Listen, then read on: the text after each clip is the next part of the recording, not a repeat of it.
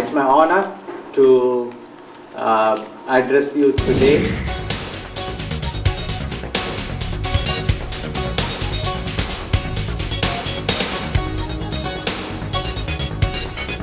And I'm extremely glad to see all of you. I'm also sorry that many of you have to stand at the back. But I hope the story is interesting enough and worthwhile for you to actually stand and listen. I came here for the G20 Business Summit, and the G20 Summit is being held for the first time outside one of the G7 countries, and all of you must be quite proud. And let me congratulate all of you that the G20 is being held in Seoul, Korea. And so it's I think for all of you a great privilege that the G20 is being held here today. So congratulations to all of you. What I want to talk about today is the Infosys story so far, and I've subtitled as Building Tomorrow's Enterprise. And the reason for that is very simple. The past is gone, right? It's all about today and all about the future. Especially when I talk to a young audience like this, it is all about the future, and you are the future. So I want to concentrate a lot on what I see are the opportunities in the future, where Infosys is going to focus on, where Infosys is going to concentrate, and what are our strategies for the future.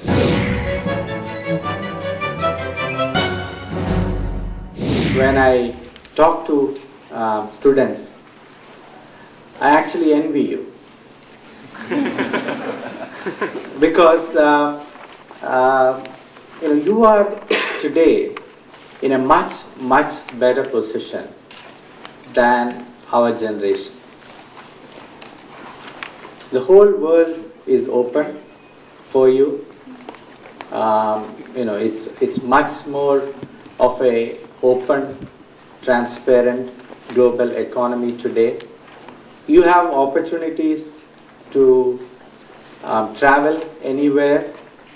You have opportunities to create businesses, products, services that can be sold to anybody, anywhere in the world.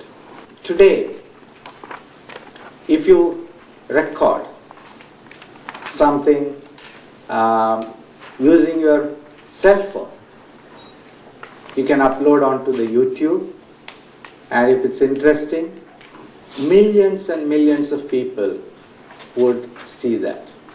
I don't need to tell you how to do that. I am quite sure all of you know how to do that. But think about the power in your hands, the power to communicate, the power to influence, the power to get your message across to anybody, anywhere in the world. That is the change that has happened in the last 60 odd years. And that's the revolution that has happened in the last 60 years with the introduction of computers. So the first, I want to talk about the story of technology and innovation. Once every 100 over years, a disruption happens that has significant impact on our lives. You talk about the steam engine and the industrial revolution. The computer, which was introduced, the digital computer, which was introduced in 1945, is clearly biggest innovation that has happened in the last 60 odd years. Now, the power I talked about in each of our hands. The mobile phone is actually a very, very powerful computer in our hands. Internet gives us the connectivity to reach out to anybody, anywhere in the world. And this combination has given us tremendous power and power to the individual. But this is, as I said, not that old. Actually, many of us were able to see this happen as it happened. When I started in computing, way back, my first introduction to the computers was in 1977. Many of you were probably not born. I think you were not born at that point. And in 1977, when I got introduced to computers, it was the era of the mainframe. The big computers, which was primarily used for number crunching. It was a tool that was used by professionals in the back office. In fact, there was a statement that was attributed to Mr. Watson, who was at that point the CEO of IBM, to say that the world required, I think, 5 or 6 computers. And how wrong he was, actually. Today we have millions and millions of computers. Because people did not see, and that is what happens. People did not see, the change that was happening. So it started with mainframe computers way back in the 70s and the 80s, 70s primarily. In 1981, the personal computer was introduced. And again, it is a significant milestone because computer moved from a back office tool that was used by a few to a front office tool which is used by everyone. The price of computing came and it increased the productivity of the individual many, many fold. When I wrote my project report way back in the 79 I had already started using computers, but 77 when I did my MSc physics, masters in physics project report, I would handwrite that, draw the diagrams, take it to a typist. The person called typist, that job is gone. That person is history today. I would take it to a typist and he would type it using a typewriter. Today you can see probably typewriters in museums. And if I have to make a modification, I have to go back and correct it again and he'll have to retype it again. And you can imagine how it has changed. Today you will be able to create a project report which will be the best in the world. It will look professional, it will have color, and you can edit it as many times as you want. Actually, that's probably the bad part of it because you edit it many times. We didn't have the luxury of doing it many times, so we had to do it right the first time. Otherwise, we would be waste. But it changed the individual's productivity significantly and increased productivity. And this is one example of the productivity change that has happened by the introduction of personal computers, and lots of changes have happened. The next major milestone, of course, to me is the internet itself, network computing, etc. Because that then connected all the individuals, it connected organizations, and social networking became prevalent. Things like YouTube, etc. came into being. And again, I think the power of the individual now rose significantly because of the use of internet. Because you are able to create communities, you are able to create organizations, virtual organizations. You are able to connect customers and suppliers with the organization. The entire value chain was interconnected. And so connectivity increased the power of computing. And we are now at the very early stages of the next evolution of computing, where we are going to see millions and millions and maybe billions of devices and appliances and sensors connected on the internet, what some people call Internet of Things. You will see computing and intelligence distributed all over the world, billions of devices. Today it's estimated that about 2 billion individuals and organizations are connected on the internet. In the next 20 years, you will have 50 to 60 billion connections to the internet. It's an explosive growth of connectivity.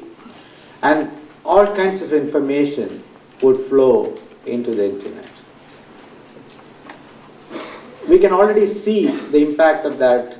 I will give you one example. When you're driving today using a GPS device in your car, and it automatically tells you that in the road ahead there's a traffic jam. It's the sensor network which is there sensing the traffic conditions and feeding that to the GPS device in your car. And the GPS device automatically reroutes you and suggests that you take an alternate route. So this is us interacting with sensor devices. There's no human being sitting there and saying, take a different route. And this will change the way healthcare happens. Health is monitored. This will change the way commerce happens. This will change the way you will do purchases, everything. How you will do, check into a plane and things like that, which already you can see. Or using a mobile phone, you can actually download your boarding card and then use that to board the flight. So significant opportunity exists over the next 20, 30 years in the way the computing is going to evolve. And this will have impact on our lives, it will have impact on our businesses. So it's a huge, huge opportunity ahead of us in leveraging computing and having impact on our lives actually. And in Infosys, we call these 3 stages as connected organizations. That's the first stage of computing. We connected organizations together.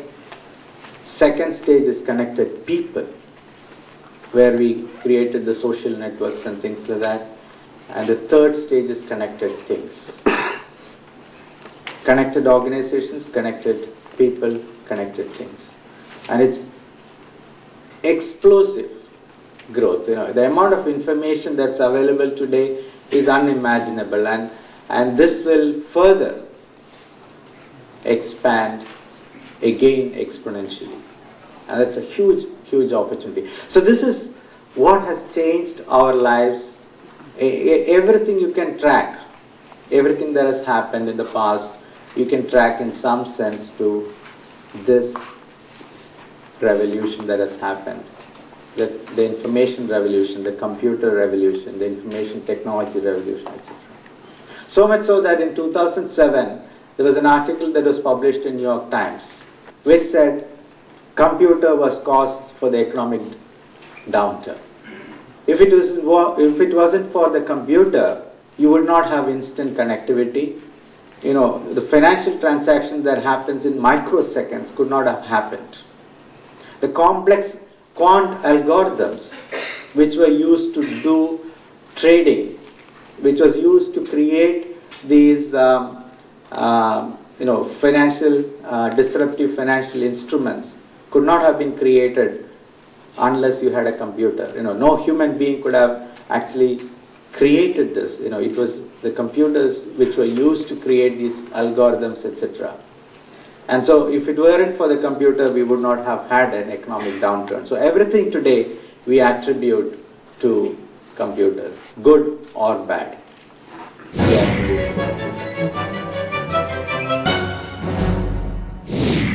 Infosys was started in 1981 by 7 of us. And we came out with this idea that why not use computers to develop software. Of course, computers are needed for developing software, but we said, why not do it remotely? Why not do it from a location like India, where talent was available, and we can support and supply the software to clients anywhere in the world. Now, in 1981, when we started the company, of course, internet was not widely used. In fact, telecommunication links were very, very expensive, and the bandwidth that was available was minuscule, 64 kilobits or something like that. Very, very low. So we could not do real-time online connection from India. In fact, we did not do it. So what we did was, when we started the company, we worked with a ERP product company. We would develop the next generation or the next version of the product from India. We would send it to the client using a magnetic tape, using courier. And it would take 2 weeks to reach the client. But that was okay, because it was a next version of the product. So that's how we started the company. We would develop the next generation of product and we would ship it, and we would go on site to the customer location to install it and support it. In 1987 is when we first got, 87-88 is first when we got our online connection, and we started doing remote software development in real time. But the concept, what we call today the global delivery model, was introduced by Infosys, and in some sense it was a disruption to, at that point, to the IT industry, but today to services in general. Any business organization today uses computers extensively for managing their information. They enter orders using computers. They would, send their invoices electronically, manage their inventory using computers. Everything is managed by using computers. The finance, the accounting, everything is managed by computers today. Computers are irreplaceable today. And that is what helps us now to say that any of those business processes, how you manage your people, how you manage your inventory, how you manage your finances, every one of them can be done remotely. And so we came out with this concept of globalization of services, movement of work to remote locations, and providing business processes from anywhere in the world. And that's what Infosys is built on. So we started with application development and maintenance. In the first 10 years, we were entrepreneurs. We didn't have any money. Infosys was started with $250, right? The first year our revenue was about $100,000. $120,000 was the first year revenue. 7 of us started the company. So the first 10 years was, the focus was on surviving as a company, establishing Infosys as a credible entity. There was a lot of struggle. In fact, in 1989 we almost gave up. We said, let's sell the company because we have not been able to make an impact. Fortunately, we decided not to sell the company, and we decided to further invest and go forward. Otherwise, I would not be standing here and talking to you today. So we established Infosys. We decided to go for an initial public offering in India, and we were able to do that in 1993. One of the important lessons for me and what I would like to share with you is that there are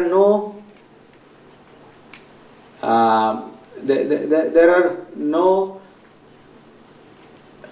quick fix solutions. There are no fast track way in which you can create a big, impactful organization. There are no instant success stories which you can plan. Success comes by a lot of hard work, lot of patience, and lot of luck. You know, we worked very hard for the first 10 years, very hard, and nothing to show for. I know. In 1991, our revenue was less than $2-3 million. 10 years we have worked very hard, and it was less than $2-3 million, and we would have been probably 50-60 employees at that point. But as I said, because of the hard work, when the economy opened in 1991 in India, India opened up its markets, India opened up its economy, it allowed companies like Infosys to suddenly accelerate and flourish. It gave us a lot of freedom to operate. And we took advantage of that. We went for an initial public offering in India. We raised at that point about $2-3 million. We invested that into creating a campus. We invested that into sales, marketing, and established a scalable infrastructure. You would not be interested in Infosys if we had not scaled up, dramatically scaled up, if the impact was not dramatic. So just to give you an idea of how we have scaled up, in 1991 we were about $2-3 million, 50 people, 60 people. In the introduction it was mentioned, 1999, $120 million, 3,000 people. So we grew about almost 100 times in the period between 1991 and 1999. We didn't stop there. In 1999 to today, we've gone from $120 million to this year we would be almost $6 billion. We've gone from 3,000 employees to 120,000 employees. 40 times growth in the last 10 years, 10, 11 years.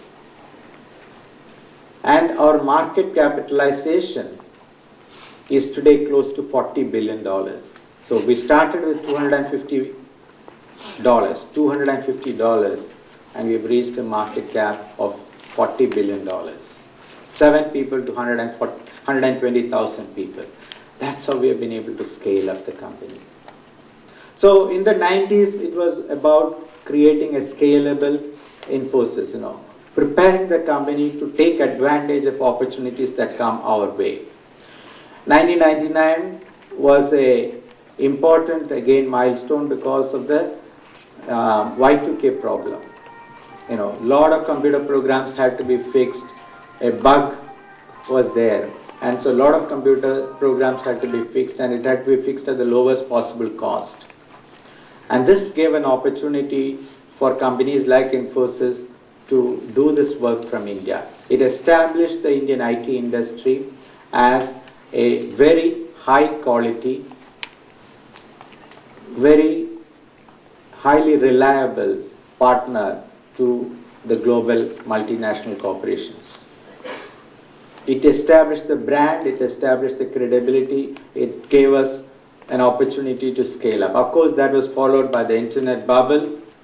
Again, we took advantage of that. The telecom bubble, we took advantage of that. And this is why I said, fortune favors the prepared mind. Luck is all about being at the right place at the right time with the right product and service. That's what luck is all about. Being at the right place at the right time with the right product and service. And we were there. And we took advantage of that, and we scaled up significantly. We grew more than 100% year on year. We also did certain things very differently. And this came from the background of the founders, the culture we wanted to create within the organization. we said that Infosys will stand for value and ethics. We said that Infosys will have the highest level of corporate governance. We said that we will be world class in every aspect of our business. Our campus in Bangalore is the most visited campus in India. We have had 90 plus heads of state visit our campus.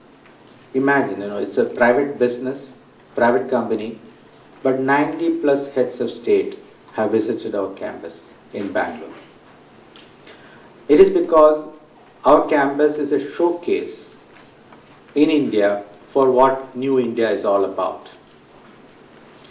The Wall Street Journal, in its latest 2010 survey, has identified Infosys, has recognized Infosys as the most admired company in India, amongst all companies in India. So we said that we don't claim to be the largest, we don't claim to be the most profitable, we don't claim to be the most, the fastest growing.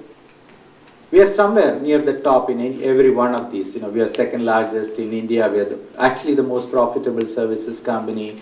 We are very well. But what we aimed, what we wanted to shoot for was we want to be the most respected company in our industry or in any industry. Respect was very important. In fact, in our vision statement, from day one, we said we will be the most respected global corporation providing business solutions to our customers. And that is why Infosys is today recognized and is unique. It is seen as a company started by entrepreneurs. It's seen as a company which stands for value and ethics. We have a foundation which does charitable work. 1% of our profits go to the foundation every year, and it's used for charitable purposes. So many things we do. We encourage our employees to volunteer time for good causes and things like that. And so we do all that. All that was done in the 90s. The establishment of the culture, establishment of the leadership institute, all those things. We created a scalable organization which is world class from end to end in its services, in its way it conducts its business, in its practices and things like that. And we took advantage of the opportunities that came our way to scale up.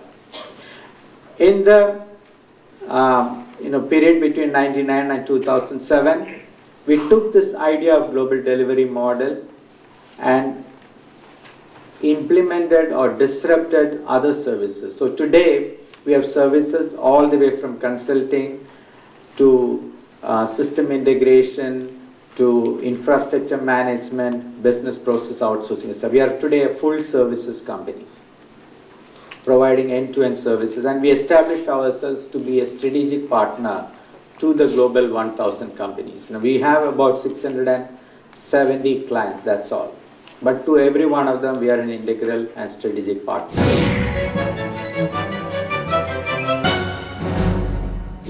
So we have identified 7 themes around which we believe significant opportunities exist for our clients, for Infosys, for any new business to start today. These 7 themes, I will quickly take you through each one of them. The digital consumer. Today the consumer wants everything personalized. N is equal to 1. They want them to be treated as an individual, not as a collection, not as a group. They want everything to be made as a personalized service or product for them. This is possible today. You can deliver healthcare, personalized healthcare. You can deliver personalized medicine. You can do this actually with genetic engineering and things like that. You can actually create medicines specific for a particular individual. One tablet, one pill, which takes care of all the needs because that pill is made custom for you. Self-service, many of us do many of the work which previously used to be done by somebody else, actually by the company, by the corporation. Many of us print boarding passes at home. Previously we used to go to the airport and there used to be a check-in desk and we used to do that, right? Many of us do the banking transactions from our home, actually, internet. We can transfer money, you can pay our bills, etc. A lot of things we are doing on our own, self-service, co-creation, and we want to co-create products and services with the corporation. And corporations must leverage this desire to co-create. A good example is in the US now there are restaurants which allow you to create a meal. And that's, I can say, I created that meal and it's Chris's meal. I go and pick it up. But more importantly, they will put it on their website as Kris created this meal. And if other people like my meal and they buy, I get a discount. I get money. And so this is a new trend that you are seeing. And Amazon does always this, right? When you buy a book at Amazon, they say, the people who bought this book bought all these books. You can see the reviews of that book, what other people thought about that book, etc. So they're leveraging the power of the consumer and the customer to sell their product. And they're creating new product bundles with the consumer. And this is co-creation. And more you will see this actually. Dell, for example, is actually getting feedback from their consumers on their products and what combination do you like? Do you like 256 GB memory or 128 GB memory? Do you want an 11-inch screen or a 13-inch screen? What is popular? So they're getting constantly feedback from the consumers, and that's how they decide on the configuration of the machines in the future. Emerging economies. I talked about the 2 billion consumers being added. It's a huge opportunity, huge market. Korea has done extremely well in India. The brands that sell well in India are Samsung, LG, Hyundai. Very well thought actually by Indian consumers. They're as popular in India as probably here in Korea. And that's again a huge opportunity. Today, any business should be looking at a global market and a global consumer base. But more importantly, you can look at emerging markets as innovation hubs.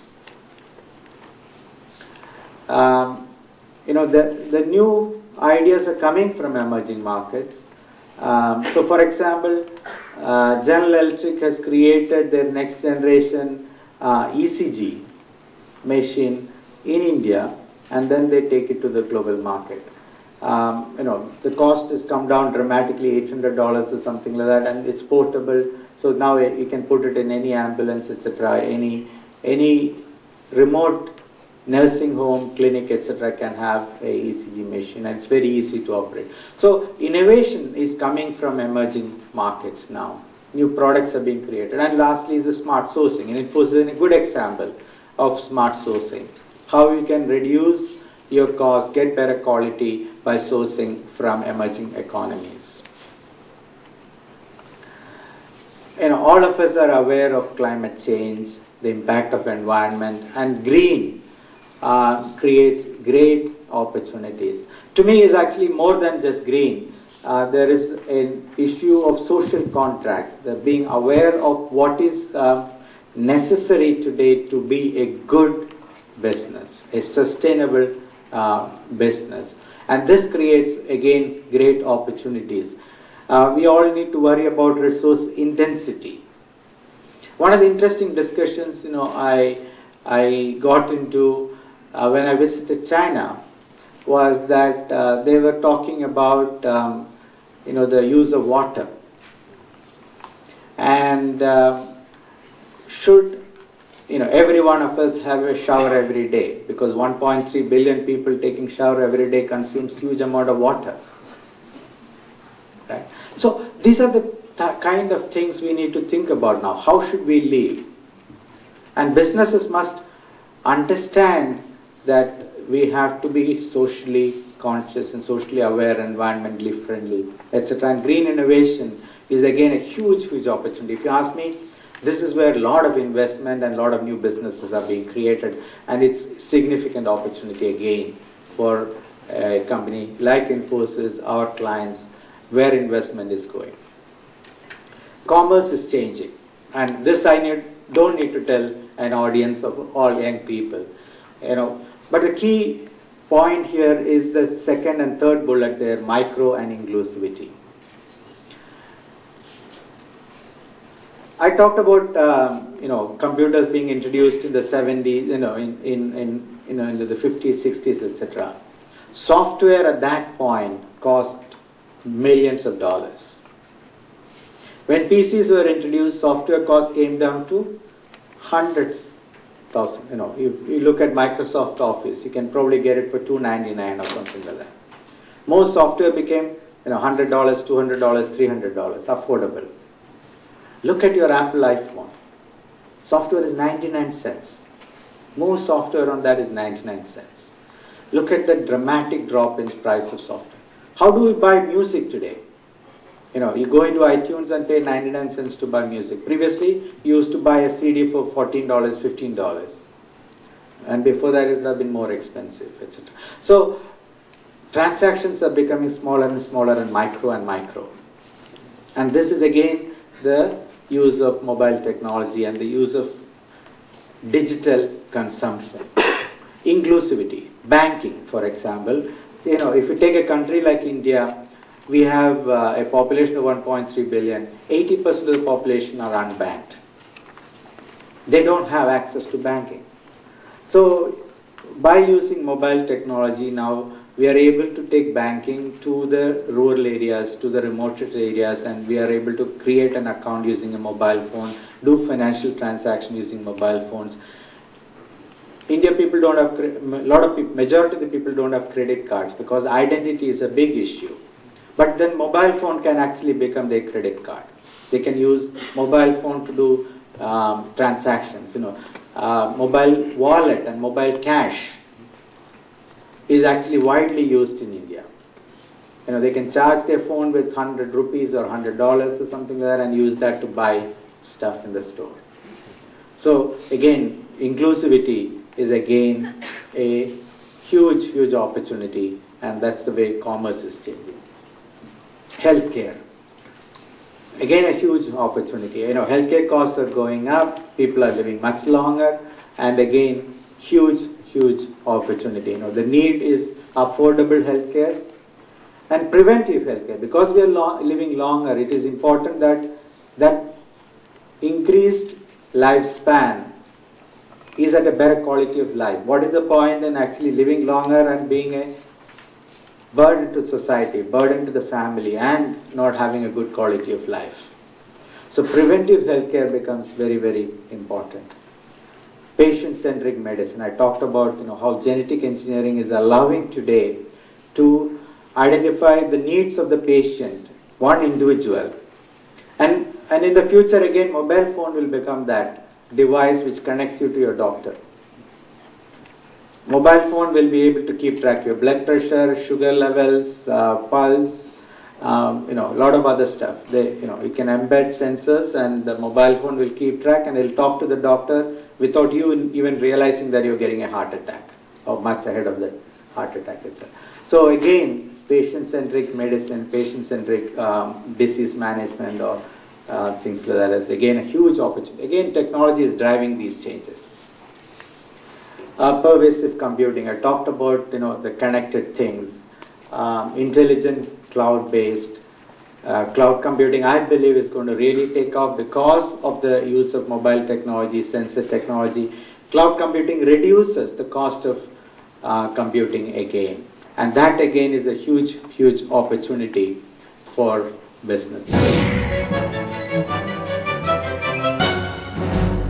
Infosys is now looking at how we can support our clients in these disruptive changes that are happening. The 7 themes we talked about, how we can become a strategic partner for our clients, and we believe that Infosys can continue to grow for many years to come.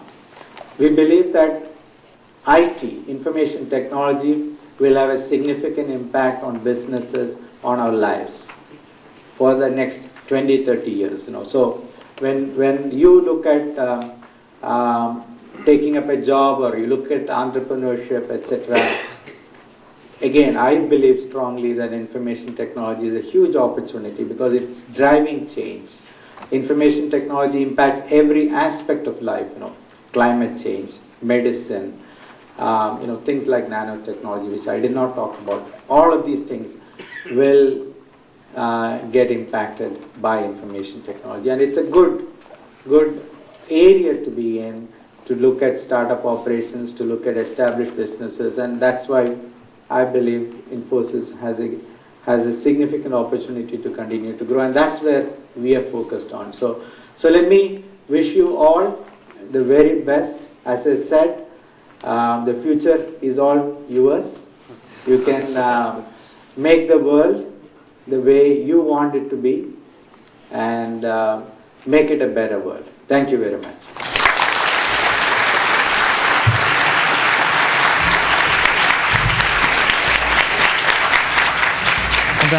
On behalf of the University of Seoul, thank you very much for those fascinating insights, Mr. Gopalakrishnan. Yeah, that was fascinating. I'd like to convene some questions now for Mr. Gopalakrishnan, if we have any in the audience. Yeah, just down there. I've always had interest in multinational companies like Infosys, and I'm so glad to have an opportunity today to attend your speech, especially here on our campus. After listening to your lecture, I think there will be good business opportunities between Korea and India, especially in IT technology, since Korea is very strong on hardware and India, and especially Infosys, is very strong in software. I think the synergy would be tremendous. So my question is, what can Korea and India, what would be the most proper way to encourage these two countries to help cooperate with each other? And do you have anything to tell us to, especially Korean undergraduate students, Sure. on what we can do to improve the cooperativeness between the two countries?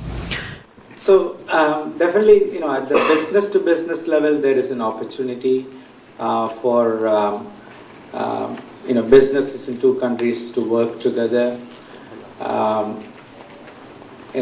We will continue to explore. I met a lot of Korean business leaders during my visit, and we will continue to explore how, from a business-to-business perspective, we can seek opportunities to work together. And as you rightly said, Korean companies are extremely strong on hardware.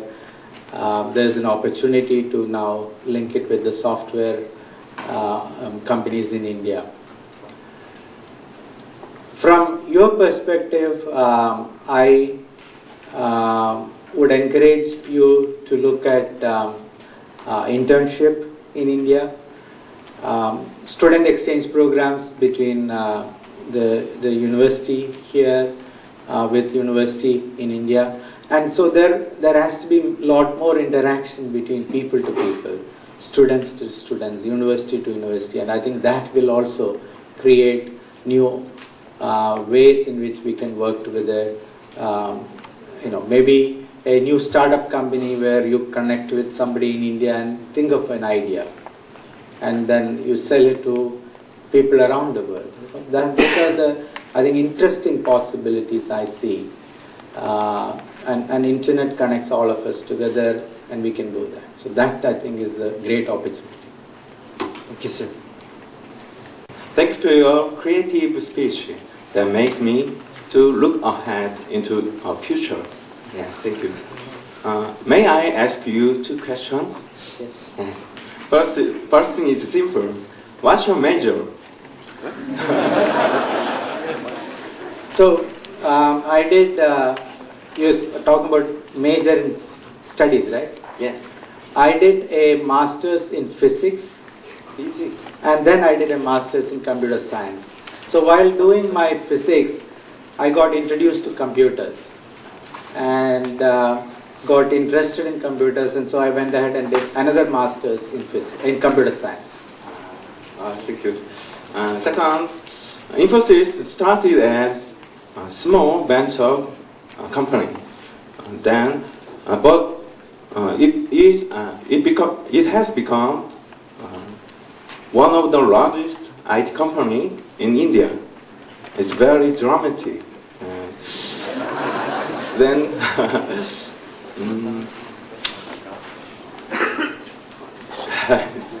yeah, go ahead. Yes.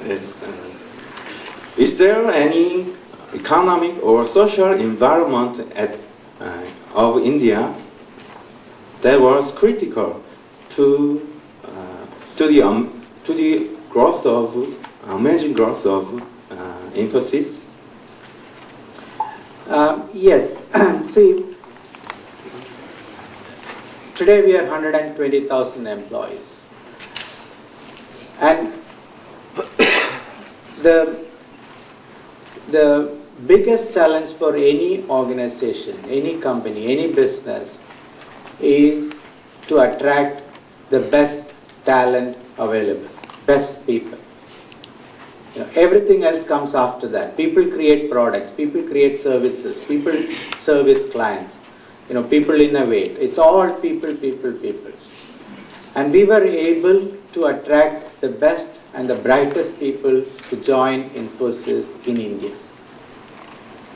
That, I think, is very, very important to understand.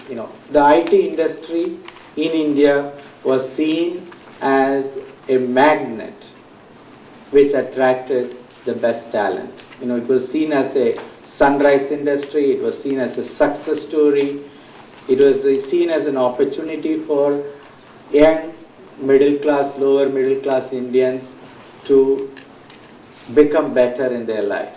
High paying jobs, world class company, etc. So we were able to attract the best people to join us, and that's cultural in some sense. It tapped into the educated youth in India, and that is why we are so successful today. It's about people. So thank you all very much. Really appreciate this opportunity. Wonderful questions, and again, all the best to all of you.